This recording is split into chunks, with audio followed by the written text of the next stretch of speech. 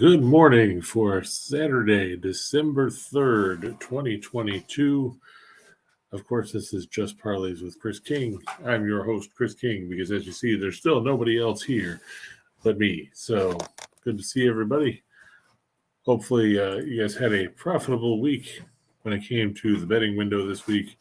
Today, we've got a lot of college football conference title games on the slate. We also got a lot of college basketball, the NBA, the NHL, and of course, tomorrow will be the big chunk of the slate for Week 13 of the National Football League. Of course, the only game so far in the NFL this week was Thursday night when Buffalo made New England look like a bunch of scrubs, winning 24-10 in Foxborough. Buffalo winning in Foxborough for the third straight year. It's the first time they've won three straight there since 1992 to 1994, back in the Jim Kelly, Thurman Thomas, Bruce Smith, Andre Reed era. So we got a lot to talk about. Like I said, conference title games abound. We saw USC's playoff hopes pretty much crash and burn last night as they completely fell apart in the second half against Utah, losing 47-24. Couldn't have happened to a better team. I know everybody was all excited about how the Pac-12 was going to finally get back into the CFP, but unfortunately, if you're a fan of any of those teams in the conference, that's not going to happen. You know, USC was up early. They were up 17-3. Then after that, the wheels kind of fell off the bus for the Trojans as they were just drubbed, especially in the fourth quarter. It was a 24-17 game. It was going into the fourth. It was 27-24 with just under 11 minutes to go. And they promptly gave up 3 touchdowns the rest of the way, including one 44 seconds after they made it a 3-point game, as Utah took control of that game and looked like the team that, you know, a lot of people thought was going to push into the CFP this year, before getting derailed with some early season losses, you know, losing to Florida in the opener. Then they lost to UCLA and they lost to Oregon a couple weeks ago. But congratulations to the Utes as they win the Pac-12. We saw UTSA pick up the win over North Texas in another offensive barn burner, which typically is UTSA football. They routed North Texas 48-27 behind 341 passing yards from Frank Harris. The Roadrunners, you know, a team that nobody talks about because they play in Conference USA, but, you know, quietly they went 11-2 again this season. Threw for 344, ran for 227. North Texas, they were overmatched. Let's face it. Austin Oon, who is, you know, roughly, you know, 417 years old, starting for North Texas, which is 14 of 29 for 194 yards, 1 touchdown, 2 interceptions. But, you know, you talk about UTSA, they're not even ranked in the CFP rankings, but their 2 losses came early in the year. They lost by 2 in triple overtime to Houston. They lost at Texas back when Texas was a ranked football team. And since then, they've won 10 straight. They blew out Texas Southern. They blew out Middle Tennessee. They beat Western Kentucky, Florida International, North Texas, UAB, Louisiana Tech, Rice, UTEP, and North Texas again. So kudos to what they've done there, down there in San Antonio, as the Roadrunners with another good season. We'll see where they end up as far as a bowl game. But, you know, hard to argue with a team that's won 10 straight games. Andrew talking about how the under 1.5 first half goals for the World Cup are killing it.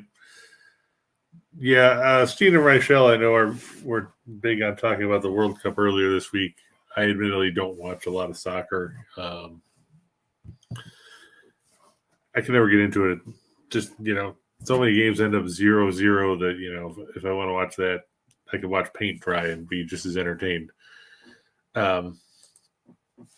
But I know that soccer is a popular sport around the world. It's just, you know, there's places where rugby's popular too, but nobody talks about that. So let's see. What do we have on the schedule today? Well, we got starting at noon. We've got a couple of conference title games. We got Kansas State, number 10 in the CFP rankings, taking on number 3 TCU. These teams met earlier in the season, back in October, in a game where Kansas State was ahead by a score of 28-17 at the half. It was actually 28-10 midway through the third quarter. And then TCU took over. Kansas State didn't score the last 38 minutes and 9 seconds of that game. TCU scored the game's final 28 points to win 38-28 and cover the 3.5-point line. That game coming in Fort Worth. We'll be talking about that one here in a little bit. We've also got the MAC title game with the Toledo Rockets taking on the Ohio Bobcats. Ohio could have some struggles. Curtis Rourke, their star quarterback, done for the year, will not play today. So you'll end up seeing a backup quarterback in C.J. Harris or Parker Navarro. Neither one of them were overly great in their play their season. Harris 15 of 33 for 230 and a touchdown. Navarro was 5 of 12 for 43 yards. Losing Rourke is a big blow. He was 244 of 353 for 3,256 yards, 25 touchdowns and 4 picks. He also was third on the team in rushing with 249 yards and 4 scores. Bad year as far as injuries go for the Rourke brothers. Of course, Curtis's brother Nathan plays for the BC Lions up in the CFL. He had suffered a foot injury that cost him several games down the stretch for BC, and they ended up getting knocked out of the playoffs. Then later on today, we have the Sun Belt title game where Coastal Carolina, who gets to play here even though they lost last week to James Madison in a game that was not even close, they managed to play in the Sun Belt title game because James Madison was ineligible to play in that conference title game since it's their first year in the FBS level. We'll take on Troy. Troy playing very good football, especially on the defensive side of the ball. There is optimism that Grayson McCall will start today for Coastal. You have to wonder if he'll be rusty. He hasn't played in the last few weeks. He's got a foot injury. I don't know what to make of that as far as Coastal's situation goes. Troy's a very tough team on defense. They come in 10-2 on the year. You look, and they've won. They're another team that started the year 1-2. They lost to Ole Miss. They lost to App State on that Hail Mary play back in week 3, and they've reeled off 9 straight wins since then and haven't given up more than 20 points except once in that stretch. That was back against Western Kentucky, who we know has a very prolific offense, to say the least. We got the SEC title game. I'm sure everyone's excited to see number 14 LSU take on number 1 Georgia. Pretty hefty line there. 17.5 points in favor of the number 1 team in the country. Georgia looking to take care of business and maintain the top overall ranking in the country heading into the CFP.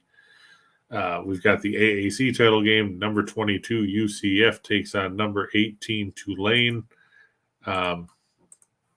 This is going to be your group of 5 team that ends up playing in one of the New Year's Six Bowls. They met a few weeks ago. UCF picked up a 38-31 win at Tulane and then promptly turned around and lost to Navy before struggling to get past South Florida, of all teams, winning 46-39 in their regular season finale. Meanwhile, Tulane had beat Cincinnati. We've got the Mountain West title game, Fresno State against Boise State, up there on the blue turf at Albertson Stadium. Fresno State, another team that has gotten hot down the stretch. They started the year with a win over Cal Poly, then they lost 4 straight games. Losing to Oregon State, okay. Losing to USC, fine. Losing to Boise State, understandable because it was on the road. But at the time, they had lost to UConn on the road, and UConn wasn't anything to write home about at that point. Granted, give credit to Jim Moore. The Huskies are bowl eligible, but still, scoring 14 points against UConn was not an impressive thing. Since then, they've won 7 straight games. They beat San Jose State, they beat New Mexico, they beat San Diego State, Hawaii, UNLV, Nevada, and they're coming off a blanking of Wyoming last week. So kudos to the turnaround for them. We've got the Big Ten title game tonight in the who wanted it least to get into the the title game from the West Division. It's the Purdue Boilermakers getting to take on the number 2 Michigan Wolverines. Purdue kind of backed into this spot because Iowa couldn't beat Nebraska. Meanwhile, Purdue won their last 3. They beat Illinois, they beat Northwestern, they beat Indiana in their regular season finale to finish 6-3 in the conference. Meanwhile, Illinois, Iowa, Minnesota all were 5-4. Wisconsin was 4-5. I've got news for you. If Purdue played in the East, they would have finished 4th. That's all you need to know there. Blake Corum, done for the year, knee surgery. Michigan didn't miss him last week against Ohio State as Donovan Edwards had 200-plus yards on the ground. Be interesting to see what Purdue does in this one. And then finally, we've got the ACC title game, the team that everybody's sick and tired of hearing about, the number 9 Clemson Tigers taking on the number 23 North Carolina Tar Heels. Clemson comes in losing 2 of their last 4. They lost last week at home in Death Valley to South Carolina 31-30. North Carolina stumbled down the stretch, dropped their last 2 after starting the year 9-1. They didn't really have anything to play for. They had already clinched the Coastal Division title. Lost to Georgia Tech, lost to NC State in overtime. Today they'll play in Bank of America Stadium in Charlotte, so it should be an interesting contest there. Andrew saying he likes UCF, Fresno, and grabbing the points with Purdue. My only question with Purdue is, can their defense actually play and show up when you come right down to it, because they weren't overly impressive on the defensive side of the ball this year. And we know that Michigan was very prolific offensively. Purdue gave up 128 yards per game on the ground, 218 through the air. And Purdue also turned the ball over a fair amount, 18 turnovers on offense this season. They forced 19, so there's that. But you're facing a Michigan team that, is coming off their probably, you'd have to say, their best game of the year against Ohio State. Michigan runs for 244.5 yards per game on the ground, 5.6 yards a carry. They've scored 35 touchdowns on the ground, and they've committed just 6 turnovers in 12 games. Like I said, they lost Corum, who had 1,463 yards and 18 touchdowns on the ground. But Edwards, 687 yards and 6 scores, averaging 7.5 yards a carry.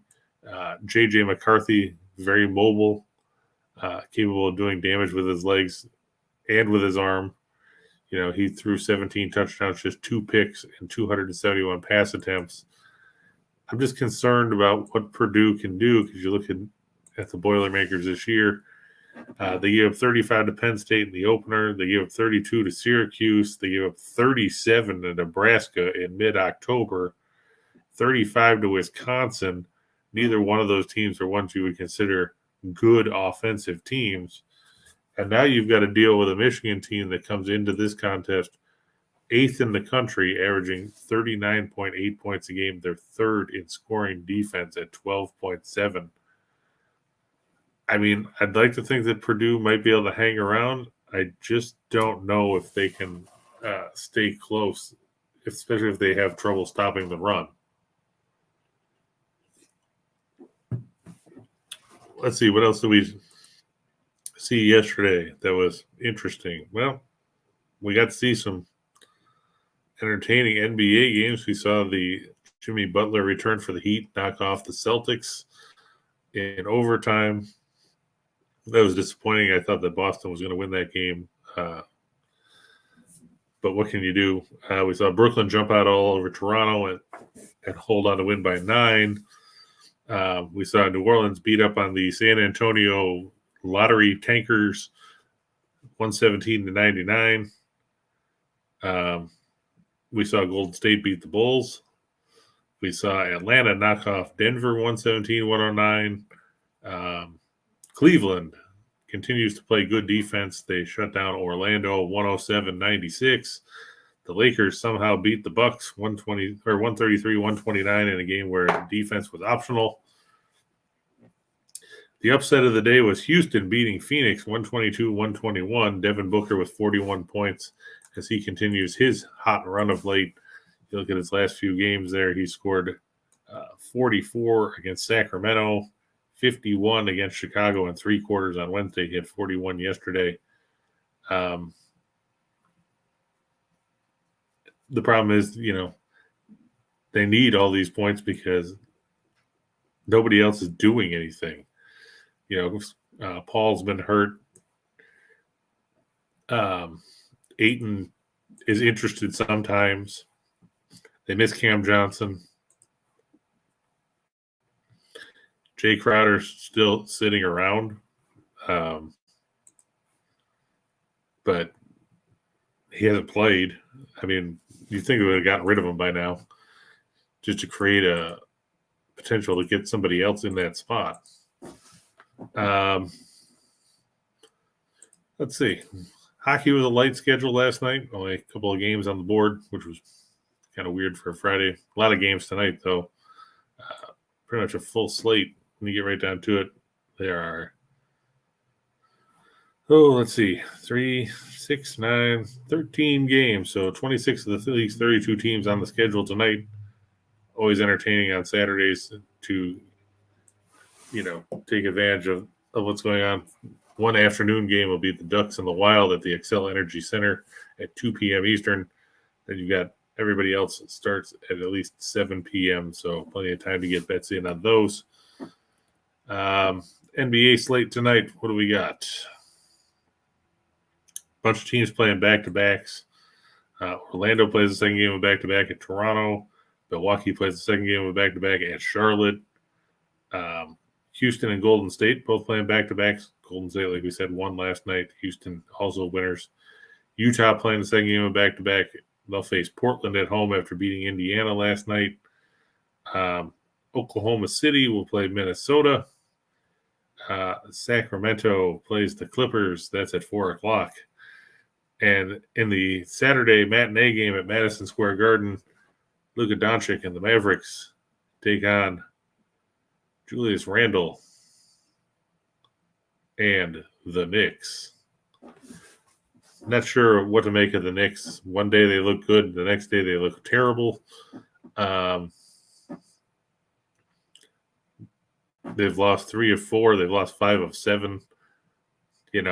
They bombed the Pistons by 30. Then they lose to the Bucks. They lose to the Grizzlies. They lose a lot of close games. Those 3 losses in the last 4. They lost by 3, by 4, and by 6. That's why they're in the basement of the Atlantic at 10 and 12. It'll be interesting to see what they can do. They've played better offensively. Jalen Brunson's been a shot in the arm there, but their defense needs work. Do I like the Knicks? Today, I haven't seen anything about Doncic not playing. Let me double check and make sure that nothing's changed on that front, because it's a light line, which is surprising that the Mavs are only favored by 2. Or in some places it's 1. Depending on the book, it's 1, 1.5, or 2. Kemba Walker questionable after being signed. I don't know if anybody thinks he has anything left at this point. Only listing on the Knicks injury report is Arcidiacono. I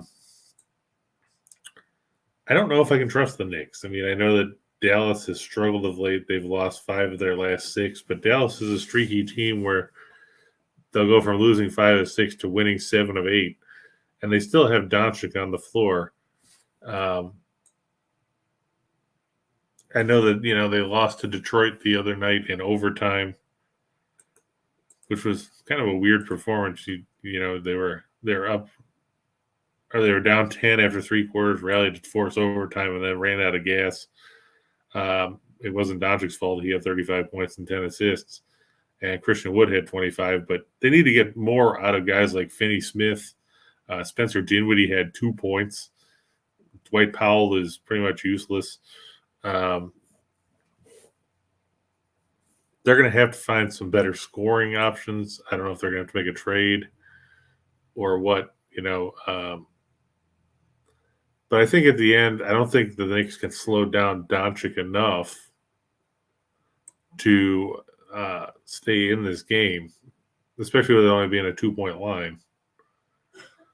I would probably still lean towards the Mavs here. And, if you wanted to just play a player prop, Doncic, I think it's go over 31.5 is like minus 106. And let's face it, the Knicks have a small backcourt. And they're not very good defensively. Like I said, they're like 25th in scoring defense. Not good numbers there at all. So with that said, let's get to the fun part of the show, which is where we talk about, parlays that I like and that, you can mix and match off of. And we'll start with, instead of 2 for the money, it's 3 because I just changed it because we're doing a 3-teamer here instead of a couple of 2s. And that's going to start with New Jersey over Philadelphia.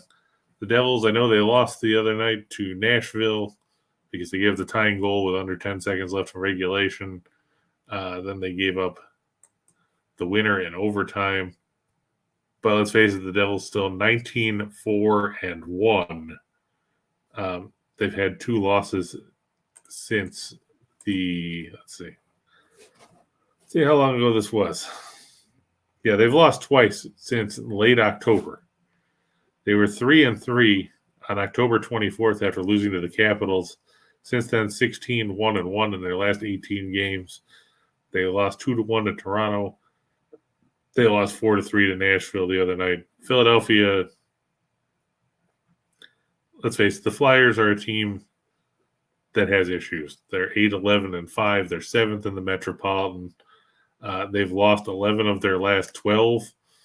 They don't score. You look in that 12-game stretch, and they scored 1 goal 5 times. They scored 2 goals on 4 other occasions.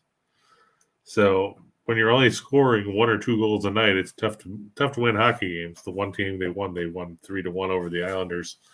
Another team that can't seem to figure it out on a consistent basis because they were drummed up by Nashville last night as well.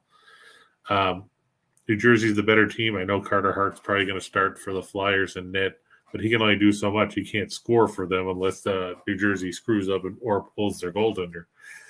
The Devils should take care of business there to earn their 20th win of the season.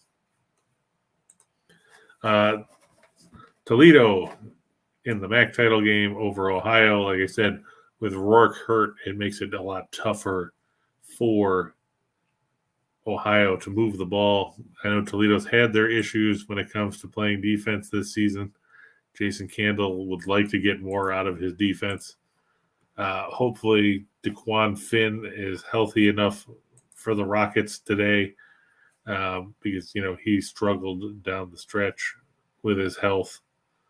Toledo dropped their last 2. They lost to Bowling Green and Western Michigan. But,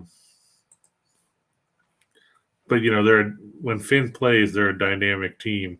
Tucker Gleason, for as well as he's played in moments, still only completed 47.5% of his throws this year.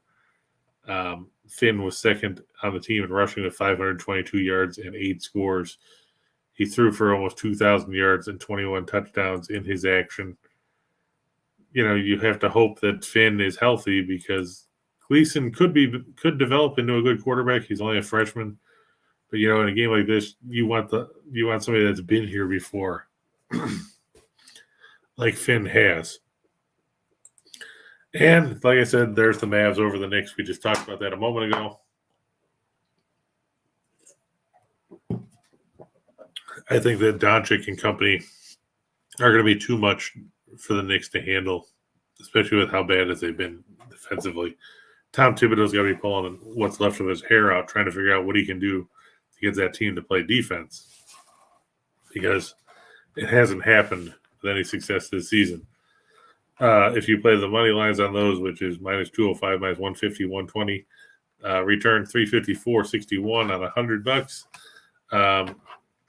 If you play the money, I put run line because I didn't put point spread / puck line because that's what I've always done.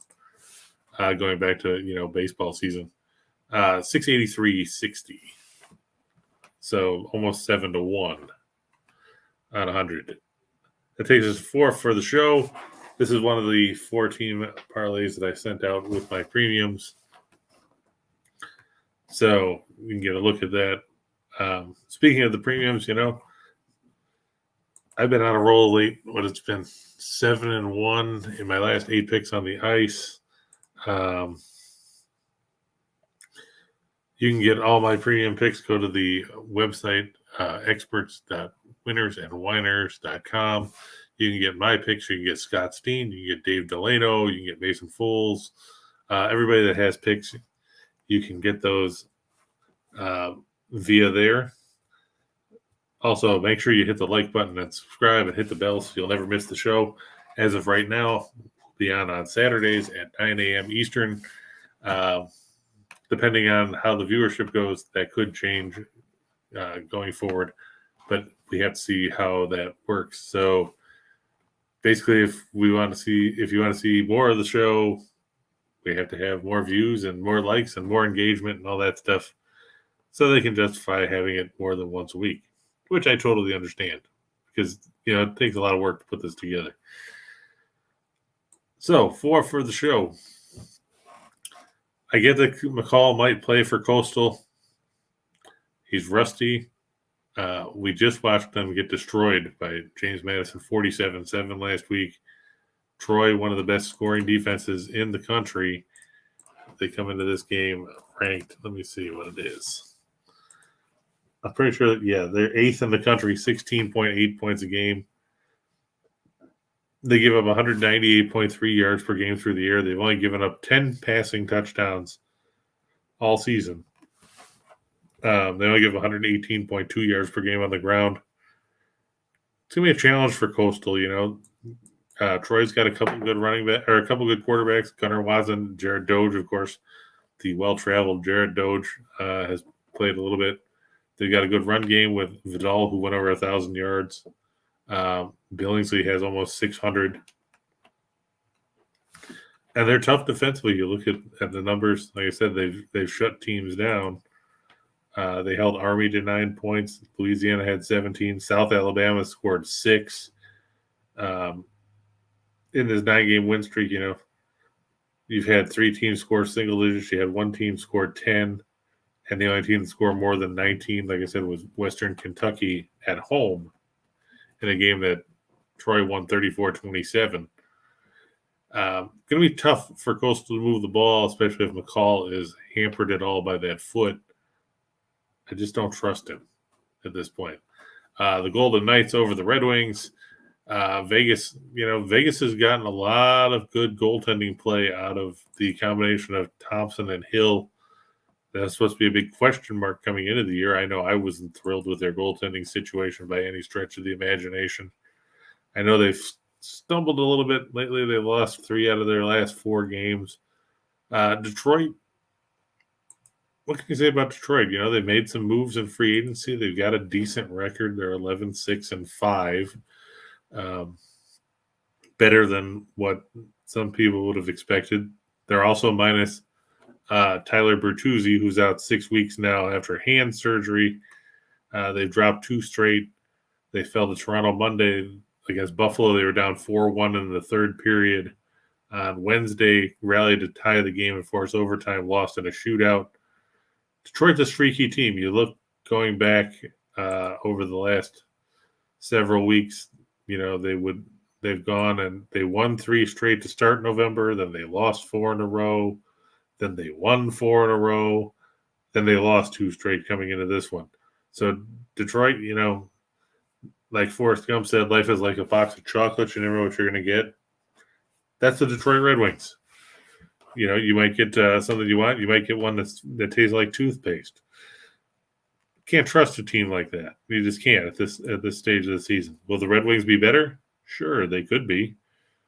Do I want to trust them at home? No. Especially tomorrow, they're playing the front half of a back-to-back. They'll play at Columbus on Sunday. Then they play at Tampa Bay on Tuesday. So it kicks off a 3-game and 4-night stretch for the Red Wings. The UC Irvine Anteaters. Yeah, that's right. Everybody loves the Anteaters, right? Well, you should. They're a pretty good basketball team that nobody talks about because they play in the Big West. We're talking about the Anteaters here. They're averaging better than 80 points a game. They just gave San Diego State fits, covered the line on the road in a hostile environment of the VA House Arena. They lost by 3 in a game where they were a 12-point underdog, which didn't make a ton of sense. They've already beaten Oregon in Eugene. They beat New Mexico State on a neutral floor. They play good defense. They're 21st in effective field goal percentage defense at 42.6%. They're 46th in defensive efficiency, according to Ken Palm. And they're playing a Fresno State team that has lost 5 straight.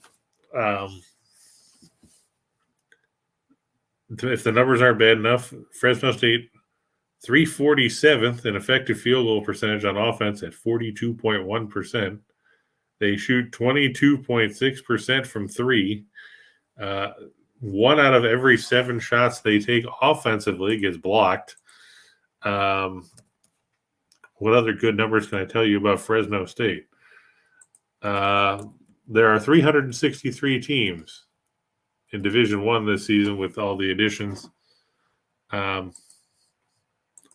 Fresno State, feel bad for Justin Hudson, 356th in scoring offense, 58.5 points a game, 339th in field goal percentage at 39.2, 357th in threes made per game at 4.3. They're 362nd of 363 teams in three-point shooting. They don't pass. They try to rely way too much on the defense. And, that's not going to get it done when you're not scoring any points. Their high water mark for points this season, 69. That came over Fresno Pacific, a non-D1 team.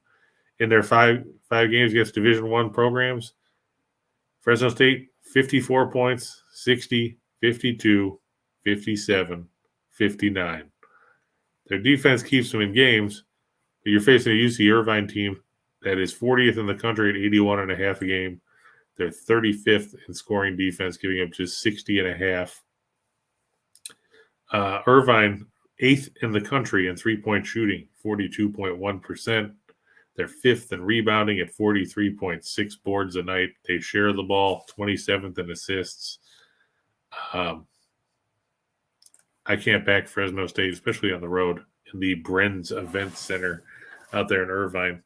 Take the Anteaters to win that one fairly comfortably. And Notre Dame, we just watched them in the ACC Big Ten Challenge, even though they're only in the ACC in basketball. We watched them dismantle Michigan State over the weekend, or earlier this week. Now they face a Syracuse team that I don't think knows what they're doing yet. Jim Boeheim, he's been there forever. But, his team 3-4 coming into this one. They're giving up just as many points as they're scoring. 70.4 on both ends. That's 224th in scoring offense, 221st in scoring defense. Their leading scorer is a freshman in Judah Mintz. And then you've got Jesse Edwards and Gerard there, but after that, then it drops off rather precipitously. Syracuse shooting just 42.9% from the field, 32.5% from three. And you're facing a Notre Dame team that we just watched. Like I said, they dismantled Michigan State. Michigan State looked rather pedestrian. Syracuse has lost 3 in a row. They lost to St. John's. They lost to Bryant, that basketball power from the American East. And they got drubbed by Illinois and Champaign on Tuesday night in a game that probably wasn't as close as the 29-point margin would make you think. Big issue with Notre Dame is the same issue they have every year, and that's the fact that, they don't really have much in the way of depth. They only go 6, maybe 7 guys deep. Marcus Hammond was a guy they got as a transfer from Niagara. He's been dealing with a hamstring injury. Hasn't played yet this season. That'll be a boost once he comes back. But, when you've got 5 guys averaging in double figures, like the Fighting Irish do with Leshevsky and Goodwin and Starling and Cormac Ryan, who lit up the Spartans the other night, and Trey Wirtz, you don't necessarily need a ton of depth. Notre Dame shooting 49.1% from the field. That's 39th in the country.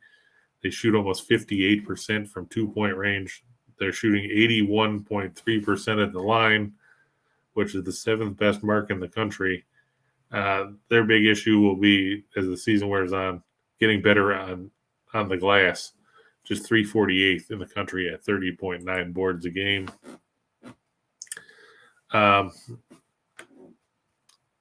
So that is that. That takes us to everybody's favorite part of the show, the shot in the dark. To quote Jim Williams, my former co-host, the shot in the dark is kind of like a Chinese menu. You can take some from column A, take some from column B. You don't have to play all 10 if you don't want to. You can play 2, you can play 3, you can play 5. You can take some of those and mix them in with some of the other ones. You can round robin them. You can do whatever you want. That's the fun part about it. But here we go with the shot in the dark. I'm going to take Portland over Utah. I know Utah had an easy time last night with the Pacers, but playing the second game of a back-to-back can be a challenge for the Jazz. They've had their issues this season, especially on the defensive end of the floor. Portland is rested. They haven't had to play for a few days now.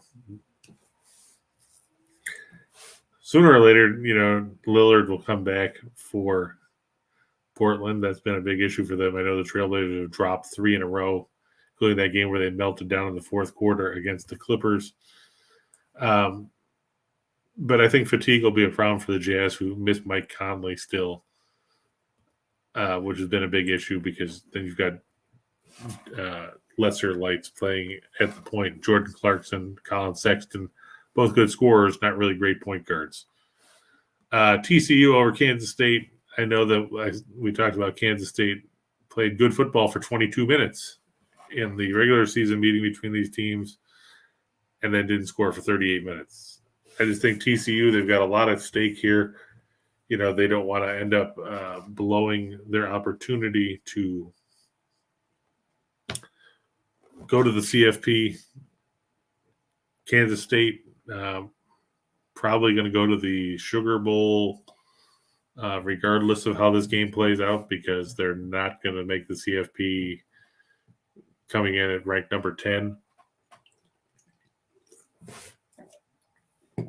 So you have to wonder how motivated they are other than to try and screw over a conference rival. I like what Max Duggan has done for TCU. I think he should be considered a Heisman candidate. He probably won't be because he plays at TCU as opposed to playing at a bigger school. But he's done great things for the organization this year. Sonny Dykes has had a great year in his first year down there in Fort Worth. And you're looking at what Duggan has done. Because you have to remember when the season started, he was not the starting quarterback. It was going to be Chandler Morris, who then got hurt in the opener against Colorado. Duggan came in and sparked them to that win in the opener and then just built on it from there. He's thrown for 3,070 yards, 29 touchdowns, only 3 interceptions. added 294 yards and 5 scores on the ground. And it seems like whenever they needed a big play, he found a way to make it happen. Will Howard's been good for Kansas State, stepping in for Martinez. But I just have to question their motivation. I'm going to take North Carolina and the points against Clemson. When you lose to South Carolina in your own building, it's a big thing down here in the Palmetto State that we hear about, every year in November. They drag it out for the entire eternity. I don't trust DJ Uiagalelei.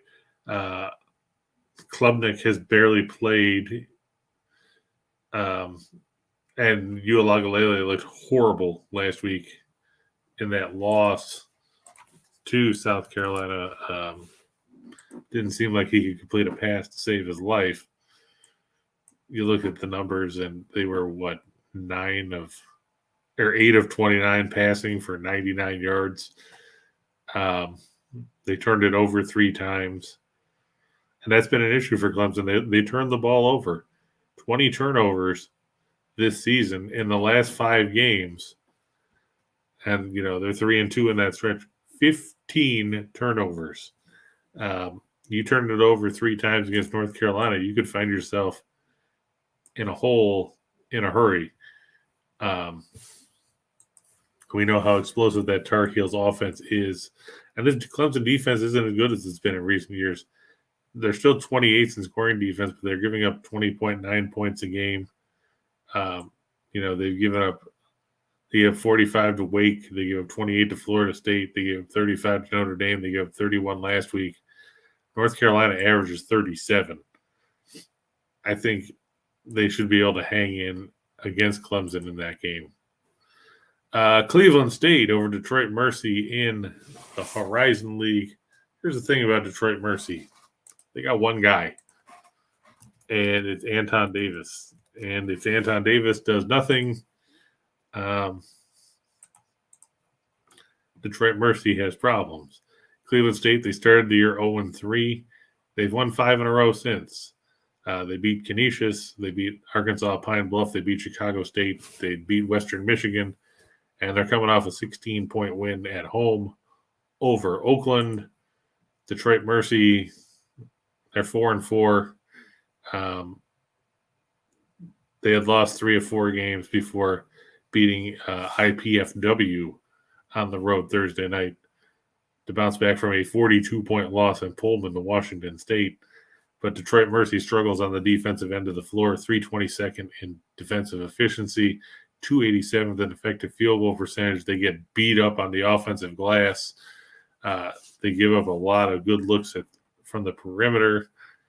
And like I said, outside of Davis, who's, don't take anything away from him. He's a great player. But outside of him, there's not a whole lot of guys that you want to go out there and rely on offensively. And that's going to be a problem for Mike Davis's squad, which it's been all season. Good to see you too, JR. Hopefully we're getting a good response. I haven't. I saw we had good numbers last week. I just want to be able to build on it. I know the time slot can be weird, but the good part is about getting all the stuff out early is you still have time to get bets in before the games, because otherwise, if we do this at 11 o'clock, games start at 12, you don't really have much of a window. But it's good to see you. Glad to see you're here. You too, Jeffrey. Going to the NHL, I'm going to take the Flames over the Capitals. We've talked about teams that have had issues, and well, I'll tell you what, the Washington Capitals are a team that have had some problems. Lost in overtime the other night to the Kraken. They're 10-11-4. Everybody thought getting Darcy Kemper to replace Samsonov and Vanacek was going to pay off in net. Hasn't really done it yet. They've had injury issues, but, what team hasn't? Ovechkin has 13 goals. Nobody else on the team has more than 8. That's a problem. You're just looking down the roster there. You know, TJ Oshie's only played 14 games. Sonny Milano's played 13 games. Tom Wilson hasn't played yet. But the goaltending has been suspect. You know, Kemper has a goals against of 253, which isn't bad, but Charlie Lindgren 2-2-2 in relief, an 894 save percentage. That's not going to get it done. A 341 goals against. That's not going to get it done. Calgary, you know, they haven't been as good as a lot of people would have expected after making the big deal where they got Huberdeau and Uyghur in that trade that sent Tkachuk down to Florida. They're muddling along. They're 10-10-3. They've lost 4 or 5. But sooner or later, that team's going to kick into gear. You have to think that they're going to play better hockey than what we've seen. And their leading scorer in points is Elias Lindholm with 17. Put that in perspective, Mitch Marner of the Maple Leafs has scored a point in 18 straight games. But you're looking here, and Huberdeau has just 4 goals and 9 assists. Uyghur has no goals and 6 assists. But Kadri's got 8 goals, and that's their leading goal scorer. Kadri and Toffoli both have 8. That's not what you're really expecting from the Flames, who were a pretty good offensive team a year ago. Markstrom, he's regressed slightly. 297 goals against. Save percentage is just 889. He's been outplayed by Vladar, who has a 913 save percentage. But it's just 2-4-1. You have to think the Flames are going to turn it around, and I don't trust Washington. Back to college, Davidson over Delaware. Davidson, they burned me the other day. They lost in overtime to Charlotte. And a game that was kind of disappointing. Delaware did me a favor because they were up by 13 the other day against Cornell with like 4.5 minutes to go. And lost. I had taken Cornell with the points. Delaware doesn't have a lot of depth. You know, they go about 7 guys deep in the rotation.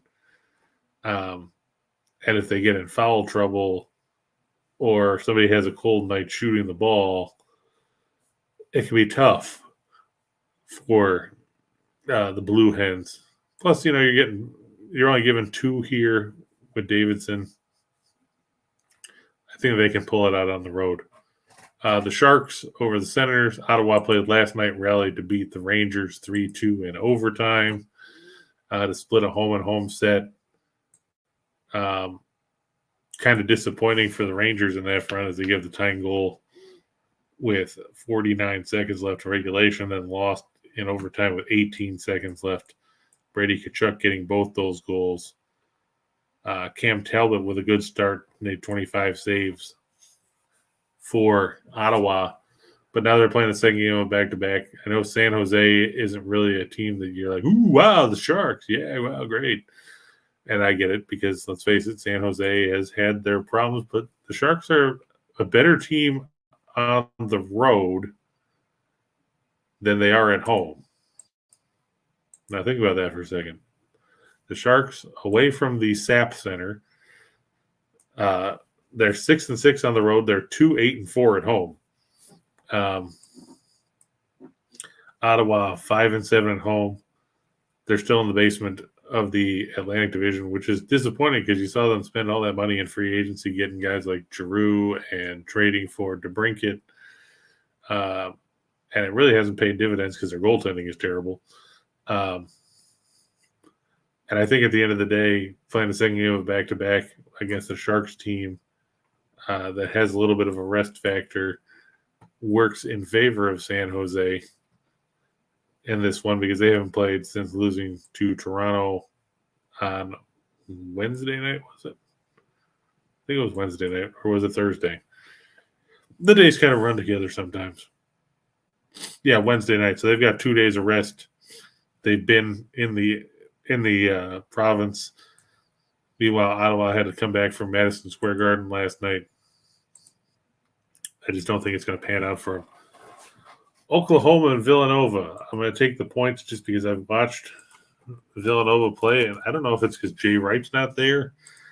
I don't know if it's the fact that Villanova doesn't have some of the same players that they did. I don't know if it's what it is, but this is a Villanova team that has lost 4 straight games. They're just 2-5. I get you can say, well, they lost to Michigan State and they lost to Iowa State in overtime. And sure, they also lost to Oregon. They also lost to Temple. And they lost by 12 to Portland. It's a team that plays at a ridiculously slow tempo. They're allowing teams to shoot an effective field goal percentage of 53.7. That's 283rd in the country. They're 305th and giving up almost 38% from 3. Oklahoma, they're good on offense. They've won 6 straight now after losing to Sam Houston State in their opener. They beat Ole Miss. They beat Seton Hall. They beat Nebraska. They beat a UNC Wilmington team that's played good basketball. They shoot the ball well. They don't necessarily turn it over a ton. This one's going to be a rock fight. Both teams near the bottom of the country in tempo. Oklahoma 343rd, Villanova 338th in that category. And, a slow tempo game benefits the Sooners because of the fact that they can rely on their defense, which is 33rd in effective field goal percentage at 44%, 26th in defensive efficiency, 17th against the 3. They don't give up a lot of offensive rebounds. And they've got some veterans on that team with, Groves, the Groves brothers, and Noland and Jalen Hill and Sherfield. I'll take the points. Finally, Carolina over the Kings. The Kings, they waived Cal Peterson. Like it was his fault that they lost that game 9-8 the other day to the Kraken. And then they sent him down to the minors. So I'm just trying to take a look at who their backup goaltender is now. It is going to be none other than Phoenix Copley, who has done pretty much nothing as an NHL goaltender.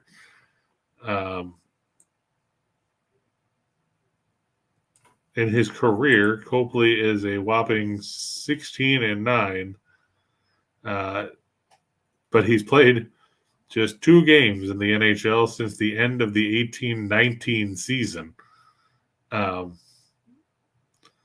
That's not really the guy you want to have backing up. He made 27 of his 31 NHL appearances in 18-19 with Washington, working with Braden Holtby at the time. It's not Peterson's fault that that the Kings' defense is terrible.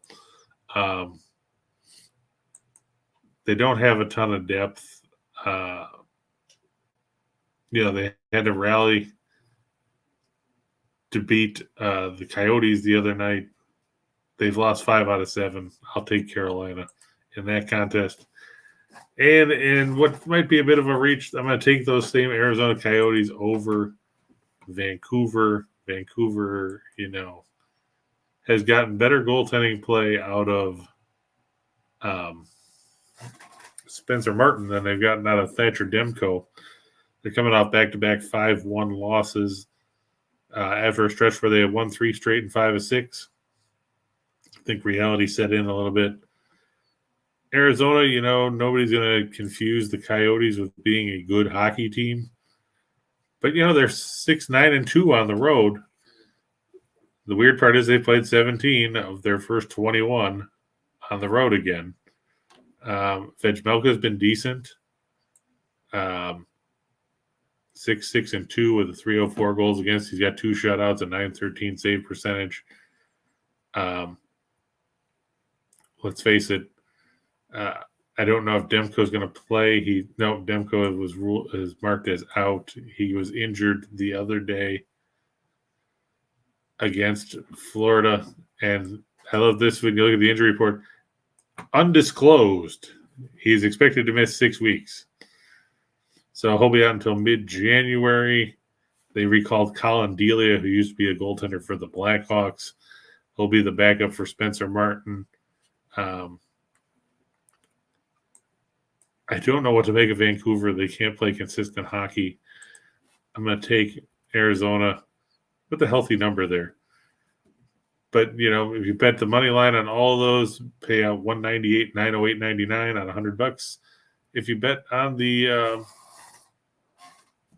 puck line or the point spread, $705, $628, $12 on 100 is the return should they all come in. So some good numbers there. And that will do it for the Saturday, December 3rd edition of Just Parlays with Chris King.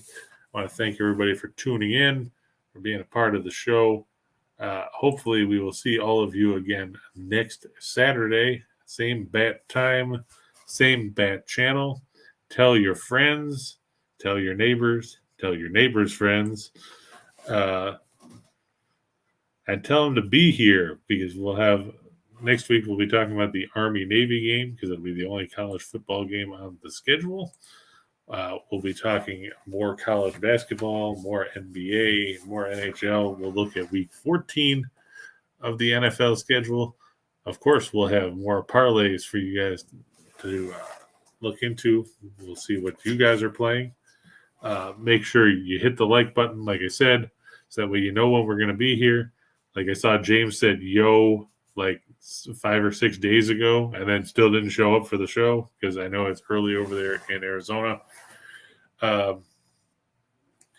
But check out the expert picks. Like I said, experts at winnersandwiners.com, or you can just go to Winners and Winers and there's a button that'll take you right to it. You get all the premium plays there. And good luck with your bets. Have a good week, and we will see you next week with more Just Parlays. I'm Chris King. So long, everybody.